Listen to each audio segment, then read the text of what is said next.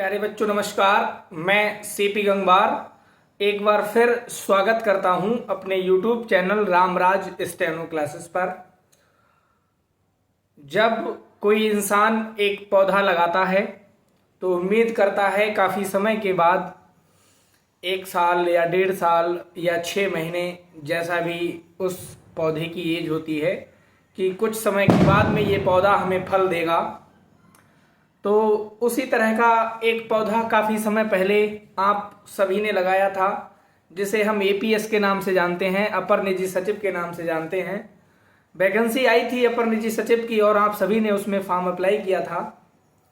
Form apply करने के बाद में उसमें रिटन एग्ज़ाम हुआ और रिटन एग्ज़ाम को आपने क्वालिफाई किया और अपने आप की एक पहचान दी कि अब हम दूसरे चरण के लिए अर्थात डिक्टेशन लिखने के लिए तैयार हैं। डिक्टेशन लिखने के बाद तीसरा चरण होगा और आपको नौकरी मिल जाएगी। तो जिस क्रम में आप मेहनत कर रहे थे उसी क्रम में आपका दूसरा चरण आ चुका है, यानी कि डिक्टेशन की डेट आ चुकी है, जो कि 28 जून से स्टार्ट और 25 दिन तक उन्होंने अप्रॉक्स दिया हुआ है कैलेंडर के अंदर। ऐसा आप सभी ने पढ़ लिया होगा। अगर पढ़ लिया है तो केवल पढ़ने से काम नहीं चलेगा। आज तक आपने जितनी भी शॉर्ट हैंड सीखी है, कुछ बच्चे ऐसे हैं जो जिन्हें पहले से ही शॉर्ट हैंड आती है, वो अपने आप में महारत हासिल कर चुके हैं। उन्हें लगता है कि हमें लिखने आती है, अच्छे से हम लिखना सीख चुके हैं।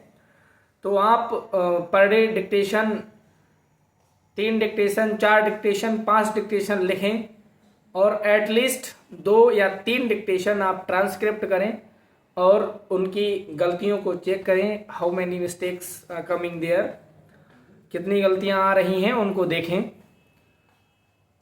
गलतियां कम से कम करें, उसको जितना ज़्यादा आप कम कर लेंगे आपके लिए बेहतर रहेगा। अगर आप पुराने कैंडिडेट हैं यानी पुराने शॉर्ट हैंड के जानकार हैं तब।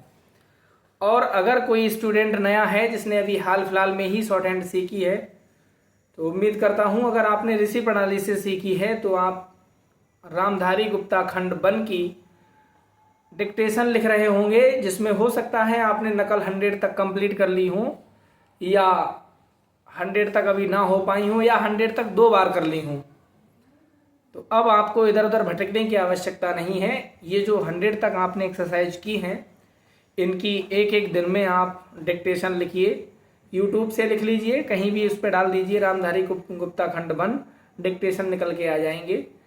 बहुत सारे टीचर्स ने बोल रखे हैं, डिक्टेशन डाल रखे हैं, यूट्यूब पर पड़े ही होते हैं। तो डिक्टेशन आप लिखिए 80 वर्ड्स पर मिनट पर डिक्टेशन लिखिए। एक दिन में 5 डिक्टेशन, 10 डिक्टेशन, 20 डिक्टेशन, जितने आपको मैक्सिमम लिख मिले। ये तो है पहला काम।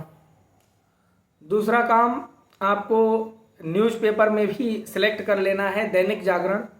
दैनिक जागरण का जो संपादकीय वाला पेज होता है, जिसमें लगभग 540 या 600 लेफ्ट हैंड पे वर्ड लिखे होते हैं, उनको आप जरूर नकल करें और ट्रांसक्रिप्ट करने की कोशिश करें, यानी कि नकल करके उसको पढ़ने की कोशिश करें। और न्यूज़पेपर का फिर डिक्टेशन लें अखबार से या अपने इंस्टीट्यूट पे जहाँ भी आप पढ़ते हैं वहाँ से लिखें। दूसरी बात, आपने जब शॉर्ट हैंड सीखी थी, स्टार्टिंग की थी, तो उसमें शब्द चिन्ह आपको मिले थे देखने को। अभ्यास 14 से लेकर के अभ्यास 48 तक बहुत सारे शब्द चिन्ह थे। उन सभी शब्द चिन्हों की प्रैक्टिस कीजिए जितनी मैक्सिमम आपको प्रैक्टिस कर मिले। और अगर वो आपको कंपाइल अगर वीडियो चाहिए तो मैंने इस पे यूट्यूब पे डाल रखा है A to Z शब्द चिन्ह करके। आप अगर मेरे चैनल के नाम से सर्च करेंगे तो फौरन निकल के आएगा, रामराज स्टेनो क्लासेस आप डालिए तो निकल के आ जाएगा। उसमें मैंने जितने भी शब्द चिन्ह हैं उनकी मिक्स एक वीडियो बनाई है। ऐसी वीडियो जो आज तक यूट्यूब पर ना थी और शायद अगर होगी तो हमारी ही कॉपी करेंगे टीचर्स, फिलहाल तो अभी नहीं है। वो बात की बात है, आपके लिए बेनिफिशियल ये है कि आप उससे लिखें। शब्द चिन्ह एक ही जगह आपको मिल जाएंगे, उसकी प्रैक्टिस करें। तीसरा, आपको डिक्टेशन मैंने बताया खंड बन के आप 10-10 लिखें। न्यूज़पेपर से मैंने बताया कि आप न्यूज़पेपर से भी डिक्टेशन लिखें। न्यूज़पेपर में अब नकल करने की बात आती है तो न्यूज़पेपर लें आप केवल और केवल दैनिक।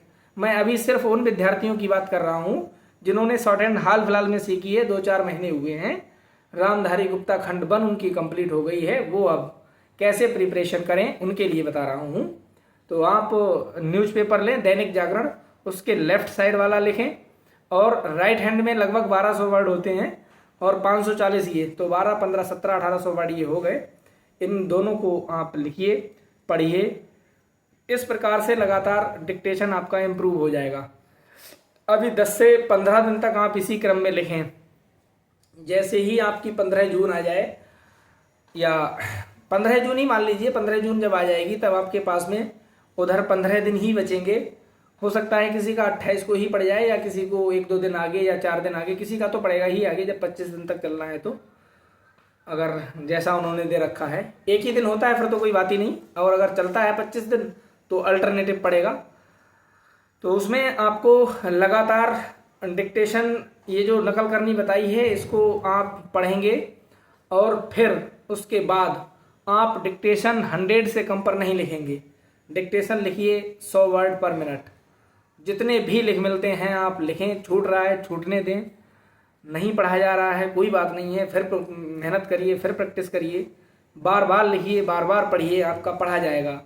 एक ही डिक्टेशन को 2-2, 3-3 बार लिखिए, क्यों नहीं पढ़ा जाएगा। अगर आप कहीं बैच में पढ़ते हैं या अकेले घर पे हैं तो जिस भी मोबाइल से या फ़ोन से डिक्टेशन आप लिखें, उसी डिक्टेशन को दोबारा चला के रख लें, तभी वो आपके एक मित्र की तरह, एक साथी की तरह काम करने लगेगा। ऐसा लगेगा आपको कि 2 लोग डिक्टेशन को पढ़ रहे हैं, एक तो आप पढ़ेंगे और दूसरा मोबाइल जब वो बोल रहा होगा तो ऐसा आपको प्रतीत होगा कि हम 2 लोग पढ़ रहे हैं डिक्टेशन।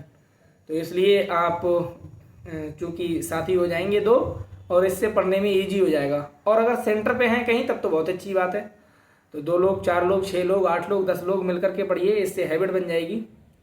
कई बच्चे सोचते हैं कि अकेले में मुझे वहाँ पढ़ना है तो यहाँ साथ में क्यों पढ़ें। तो मेरे बच्चे, पहले आप साथ में पढ़ना सीखिए, आपका कॉन्फिडेंस बिल्डअप हो जाएगा। जब कॉन्फिडेंस बिल्डअप हो जाएगा फिर आप अकेले में भी पढ़ पाएंगे। और एक बात, डिक्टेशन कभी भी आपको धीरे नहीं पढ़ना है। ऐसे लिखा होता ना आपको, महोदय मैं निवेदन करना चाहता हूँ, ऐसे नहीं पढ़ना है। डिक्टेशन आपको तेजी से ही पढ़ना है। महोदय मैं आपका निवेदन करना चाहता हूँ कि, ऐसे तेजी के साथ आप पढ़िए। ऐसे में होगा क्या, अगर 1-2 वर्ड आपके थोड़े अच्छे नहीं बने होंगे वो भी फ्लो में उठ जाएंगे, तो आपको जो गलत 1-2 वर्ड लिख जाते हैं उनको भी उठाने की आदत पड़ जाएगी। और शॉर्ट हैंड में महारथी बच्चे मेरे वही होता है, डिक्टेशन लिखना बड़ी बात नहीं होती, डिक्टेशन को पढ़ना बड़ी बात होती है।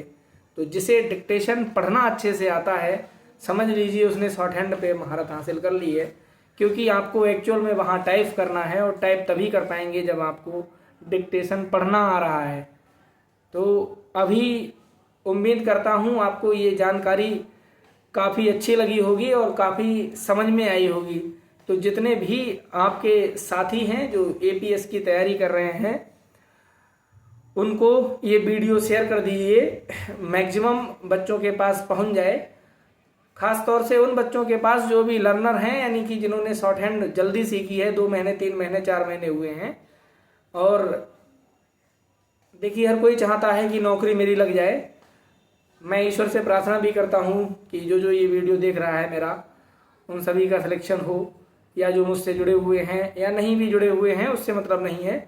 अगर आपने मेहनत की है तो ईश्वर आपको सफलता दे, ऐसी में हमें हमेशा कामना करता हूँ अपने बच्चों के लिए भी और बाहर के बच्चों के लिए भी। टीचर का काम कोई अपना या पराया बच्चा नहीं होता है, स्टूडेंट स्टूडेंट होता है। तो मेरी नज़रों में सभी बराबर हैं और सबको सफलताएं मिलें, ऐसी हमेशा प्रार्थना करते हैं।